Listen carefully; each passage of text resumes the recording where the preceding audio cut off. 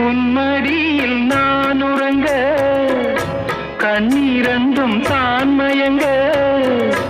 என்ன தவம் செய்தேனோ என்னவென்று சொல்வேனோ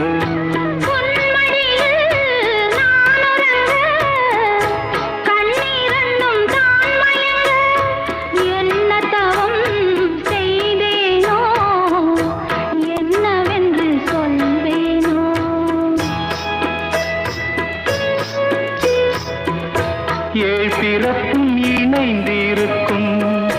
சொந்தம் இந்த சொந்தமம்மா வாழ்விருக்கும் நாள் வரைக்கும் தஞ்சமுந்தன் நெஞ்சமம்மா